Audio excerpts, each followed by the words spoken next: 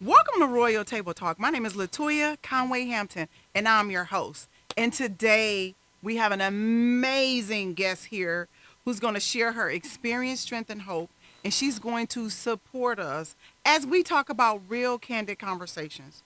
One of the things I recognize is after being in an abusive relationship, some of the heartfelt situations were how do you have intimacy after being in an abusive relationship? And then let me back up a little bit. What is intimacy? So tell us who you are and why you're a guest on our show today. Hi, everyone. My name is Lynn Cotto, and I'm a domestic violence survivor. And I'm here with Latoya today to talk about what is intimacy and how to get back into the intimacy after abusive relationships. So tell me a little bit about why is it important to be intimate in the first place? Um, I think it's important to be intimate with yourself first before you can get into with anybody else. And by intimacy, I mean being able to trust yourself, be sure of, have some kind of sense of who you are, what you want in a relationship with other people. I think that's good to know. And also being sure of your boundaries within yourself and the other people. I agree with you 100. I wanna touch on the one where you said trust yourself. Because growing up when you haven't learned how to trust your judgment, everything you've done have been told to be wrong or is always judged. Then as we Mm-hmm. begin to grow into adult women and get in those relationships, then we don't trust our own opinion. We don't trust our own Right. thoughts. Yeah. Tell me a little bit about a time in your life where you feel like I can't trust my decisions. I think that was actually pretty recent. When I got out of my abusive relationship, um, I couldn't trust anything. I couldn't trust myself. I couldn't trust my judgment. I don't know if you've ever been in a narcissistic abusive relationship, but coming out, I felt like um, I didn't know who I was anymore. And I felt like any decision I was making, I had to either ask my friends for validation or Hmm. for them to give me like, hey, does this sound right to you?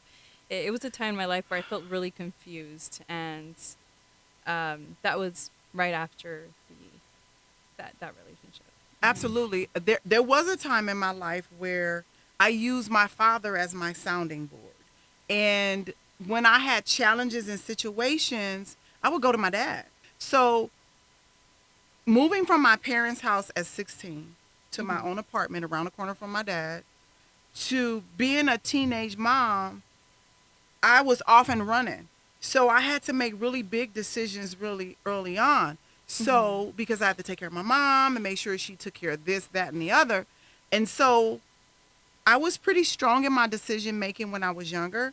But after getting into that abusive relationship, I started to think that I'm not making the right choices.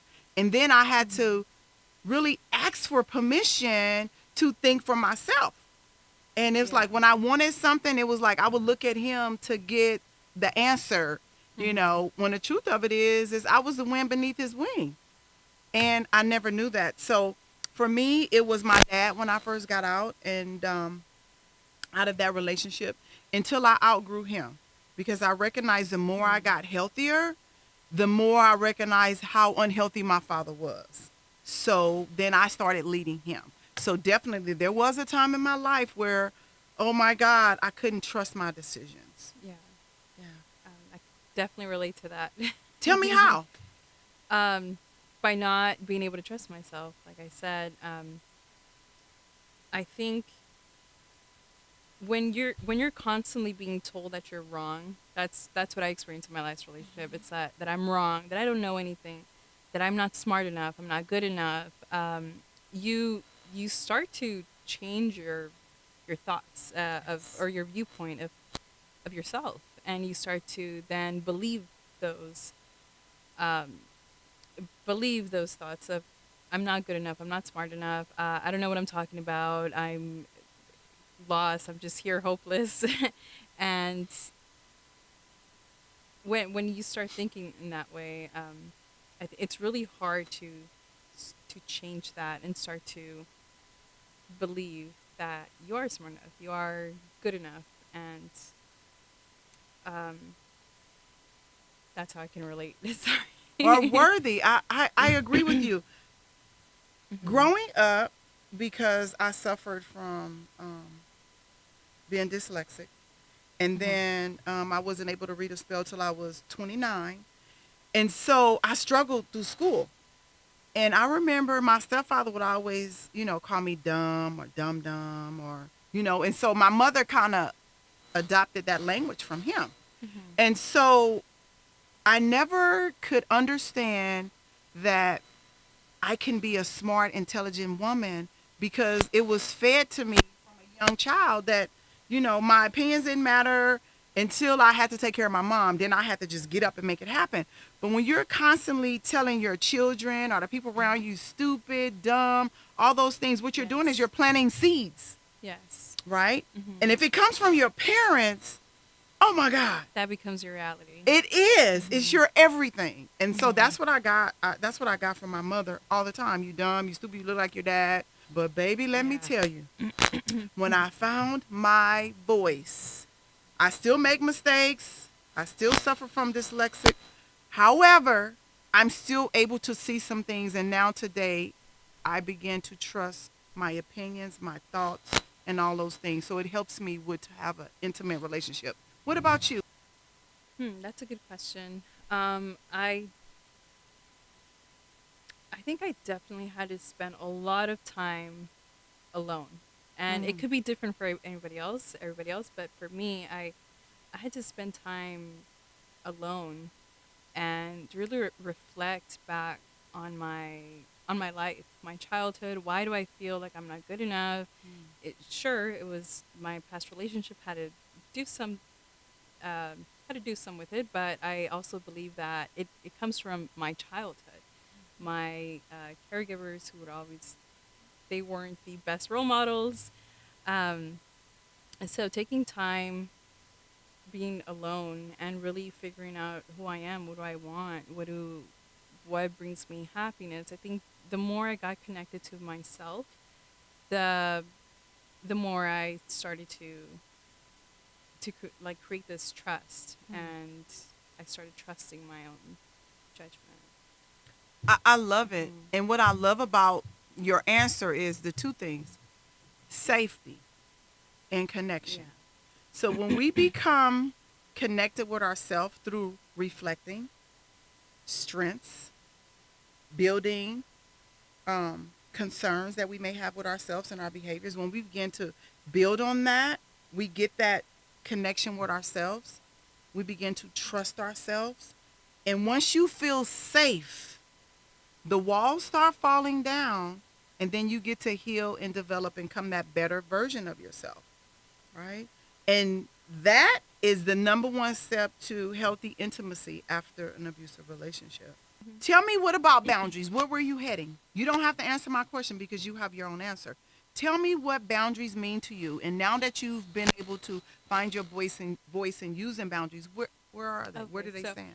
what one of my something that I really wanted to work on with my boundaries was I've always been a people pleaser. So just like how you said, you wanted to be liked. I wanted to be liked also. So it was really hard for me to say no to people. And even though I would get a stomach ache or my Mm-hmm. gut would just say like, no, that's not for you. Don't do it. It was so hard for me to say no to people. And I've noticed that that brought a lot of stress to my life. I've always had, I hold a lot of tension here in my neck. So I've always had shoulder back problems. Mm-hmm. And I think it had to do with all that stress of not having or feeling like I didn't have a voice. Mm-hmm. I just have to say yes to everyone, to please everyone. And now that we're talking about this, I feel like I got it from my mom too. But one thing that I wanted to work on was learning how to say no. And that was the first boundary that I learned is saying no to things that were just not for me. I love it. I love it. I love it. And what I love about that, here at Two Lifestyles, one of our signature exits from the group post pre-COVID was we stand in a circle and at the end of saying a prayer, we just stump no. Because what I find to be the truth is a lot of us survivors, we don't know how to say no. And that's how we ended up in these relationships with people because they knew that they could manipulate who we were because they knew we weren't going to Yes, say no. exactly. And here's the exciting part. 24 years down the line, I can say no in a lot of areas, but there's a lot of areas that I don't say no in that's been brought to my attention that I'm now working on. So maintenance is real important. Yes. You I work on agree. this area, you got to go over here and go back and revisit that. Mhm. And so saying no, even if you can't say no to our listeners, what you can say is no, not right now, until it becomes more comfortable. Yeah. So if someone says, "Can you do this?" and you know your gut tells you don't, Yeah. it warns you. Your body knows, but our heart says, Yes. Yeah. but you could say, "Not right now." Yeah. That feels more comfortable than the straight out say flat no. But then when you get comfortable with it, that no will roll off of your lips so easily. Yeah. No. I'm comfortable now just saying no. Yeah. Just say no. But some of our listeners maybe haven't got there yet. Yeah. And we want to teach them if you can't just say no right off the bat, just say no, not right now. All right? Yeah. Whew. You have any questions? Let me see. That's okay. So let's talk about a little bit more about that intimate relationship. Some people, when you talk about being intimate with a person after an abusive relationship, they go straight to sex. They're thinking the physical intimate space. Yeah. Now, there can be a physical intimacy between a couple where you're having sex, or there can be a physical intimacy between two friends that's just like hugging. I love you, sis. I love you, bro. That's a physical intimacy situation. There's emotional intimacy where you have conversations with people that you love and you kind of share private and personal things about yourself. You share those emotions with one another. That's also a form of intimacy. And then there is that mental intimacy where I think that I provide with the women that I service because we talk about deep conversations that they've never ever shared, that I've never ever shared. And we get together and we have that mental, it's like that mastermind meeting Yes. of the two where we come together and we share that mental intimacy. Tell me a time where, since you've gotten out of the relationship, that you've acquired an intimate, emotional, intimate relationship with the person. I would have to say I had a really special bonding moment with one of my best friends, Jen. There was a time where I was feeling fear, like my body. I wasn't being attacked or anything. It's just my body was feeling a lot of fear, and I didn't know how to express what I was feeling, and so my friend just hugged me and I just Aw. cried it out, and I felt like that's all I needed. I just needed to feel safe with someone. Um, and it was we were being intimate, just not sexually, even though Right. it was physical. Mhm. Um, and without words, it was just like in something that we both felt. Like I felt that I needed her. She was there for me. We hugged, and I cried it out, and it brought us even closer. So I think that's been a really meaningful and deep moment for me when I was being intimate with someone. Mhm. Hmm. That intimacy also brings about a sense of safeness, right? Yes. I think the physical safeness. Um, how do you feel safe? Are you safe in your neighborhood? Are you safe in your home? Are you safe in your own space? Right, in your mental space. Hmm. And sometimes when you're triggered from something that happened, you may not even know that you're triggered. It just pops in, and all of a sudden the body responds. That's Yes. that anxiety that you get, and it's like, oh my goodness, um, I need to get this off of me, Right. right? Yeah. And I'm so Hmm. glad that she was there to provide that safety for you. And it does bring you closer, right? It brings you Oh closer. yeah, Mm-hmm. definitely. because you had a need and she met it. Hmm. Yeah. And I feel it's important for we're trying to get out of trauma to have that person or a group of people who you truly can be comfortable with. I Hmm. think that's important to have in your healing journey,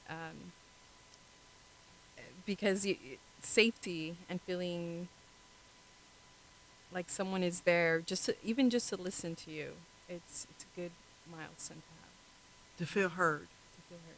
Something that we don't get a lot when you're in unhealthy relationships because our opinion don't matter, Hmm. our boundaries don't matter, we don't feel safe. So to feel heard, Yeah. it's like, and sometimes when I would do groups, I worked in drug treatment. I would do groups with these group of women who are freshly off of drugs, freshly out of their abusive relationship, and they're arguing and fighting with each other. And one day, the director said, "Your class is all riled up. What's going on in there? We laughing, and then you'll have people upset." And when the abuse and the trauma and the disrespect and the chaos is not there, we create it because it's missing. Hmm. We create that, right? And just listening to those ladies and watching them, and then just being that, "Come here, baby. Let me just hug you. Let me just hug Yeah. you." And then when you hug them and they get that hug, it just changes everything. It's like, whoo, I needed that, right? Just Hmm. that physical intimacy that does not have to do with sex, which is Yeah. necessary for a human being to move forward. Now, it depends on what your love language is because some people don't need that. If your love language is touch, then you need that, Hmm. right? Yeah. Some people's love language is not touch. You try to hug them and they look at you crazy. So when people show up here, when the women show up here to register, um, if I happen to walk by the intake window and I notice, I can sense their spirit, like, okay, I just need to go out there and hug. And I say, "Baby, can I give you a hug?" And sometimes they say no, and sometimes they look like, skeptical, like, yeah. But then when I get there and hug them, they just release. They just release. I can sense it, right? It's Yeah. something that's needed because they haven't been hurt, their boundaries been crossed, they're not safe, and they're full of trauma. And just that physical connection helps with that intimacy, and it's just a different form of it. So Yeah. my name is Latoya Conway Hampton. Thank you so much for tuning in to Royal Table Talk. It is my honor and my pleasure to bring to you our guest who comes in with amazing experiences, amazing strength. Thank you so much. I'm Latoya and I'm your host. Have a good day.